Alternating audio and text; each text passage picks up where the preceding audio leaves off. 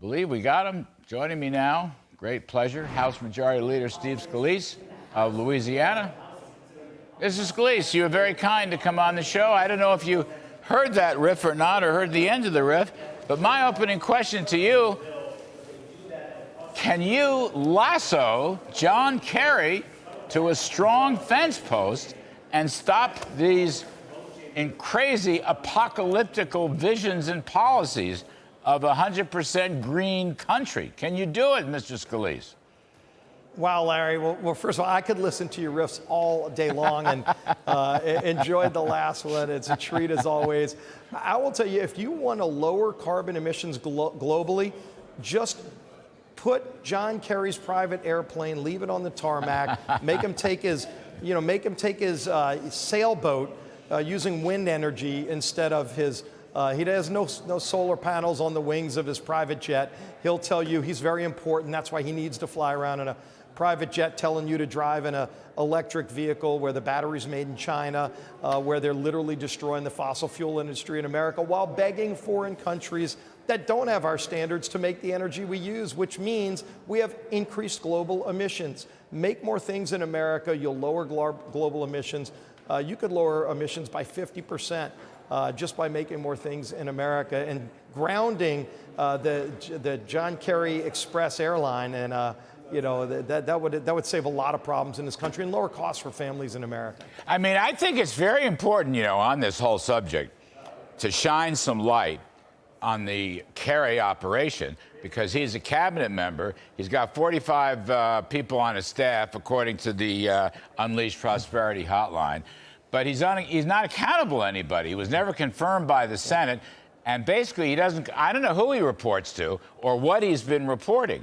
And the other side of it, Mr. Scalise, the White House did an honest white paper, CEA and OMB. We talked about it on the show last week with distinguished physicist Steve Koonin, an honest white paper that basically says, you know what, a couple degrees Fahrenheit of warming has virtually no impact on the economy, virtually nothing.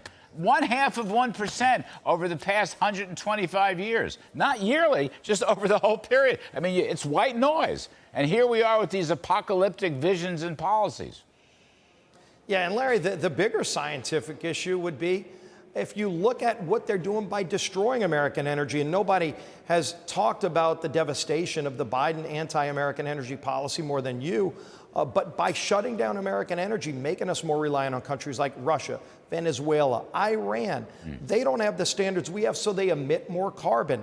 If you want to lower carbon emissions, make more oil and natural gas in America. No scientist has disputed that, by the way, because they just won't talk about it because they love beating up on America. But when you point out the facts, and the facts are that nobody has higher standards than America, why would you be begging foreign countries? Why would Joe Biden get on Air Force One, which he did, and fly to Saudi Arabia and beg them to produce more oil? Why is John Kerry flying all around? He'll go to Davos, Switzerland tomorrow on the drop of a hat to drink wine and cheese and talk about how bad America is. If we just said John Kerry's carbon footprint can be no higher than the average American's, he wouldn't be able to fly on his private jet all around the world after about month one. But they don't want to live by the same standards you and I live. They want to be exempted from the lunacy and the craziness of the policies that they apply to hardworking families who are getting devastated. You're paying 50% more at the pump because of Joe Biden and John Kerry's policies. You're paying 30% more probably or more for your air conditioning bill in this summer. And by the way, we had hot summers 150 years ago when we didn't have the combustion engine. They don't want to talk honesty about science. They just want to control your life. It's about government control, raising taxes, and devastating hardworking families. And they're succeeding at that, but those are bad things for America. All right, Mr. Leader, let's skip to a second point, maybe related to the first point or not. We've had some very low inflation reports. President Biden is out on the campaign trail crowing about the success of his policies. So I just want to ask you, is inflation dead, Steve Scalise? No, inflation is still a major problem that's hurting lower income families especially hard. But so are interest rates. Look at how high interest rates still are. Look at the cost of food at grocery stores.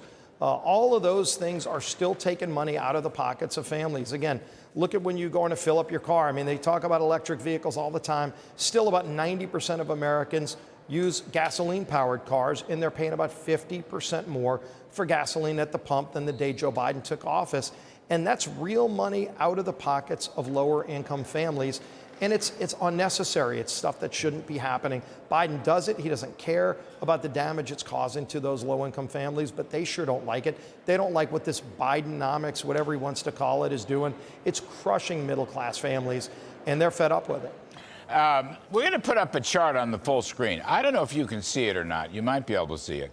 It talks about some of the inflation problems you just mentioned. Over the past 30 months or so, the CPI, the level of the CPI, has gone up nearly 16%.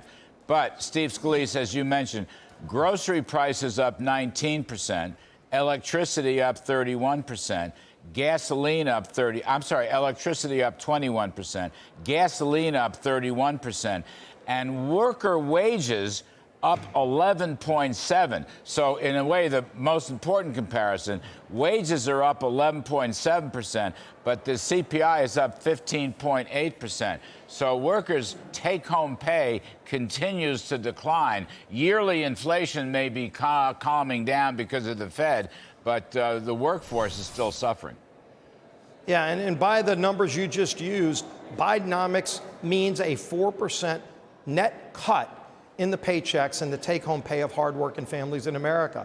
That's less money that they have to spend on things that they and their family care about. If they want to add on to their house, if they want to take a summer vacation, if they can afford the gasoline to get on the road, all of those things are harder for lower and middle income families to achieve under Joe Biden.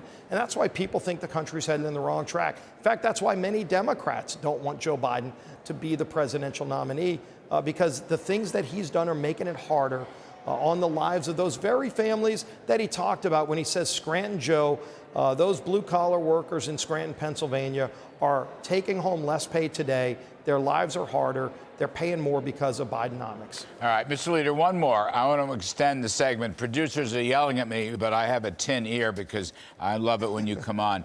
They know what you're saying is important. And listen, everything you're saying is really important.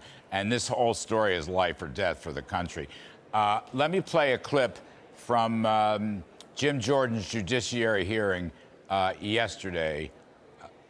Let's play that sound if we can.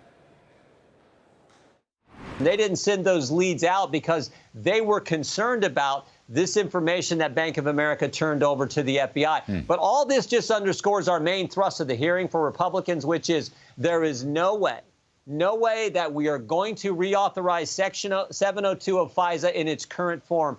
That's where they illegally queried this database and got information on Americans. Again, without a warrant, they went and did this in an illegal fashion 204,000 times, according to press reports in the New York Times. All right. So, Mr. Scalise, I think Jim Jordan's on something here.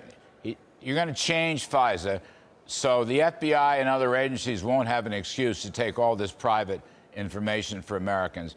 The other point I wanted to ask you about, Christopher Wray sort of bobbing and weaving the FBI director yesterday.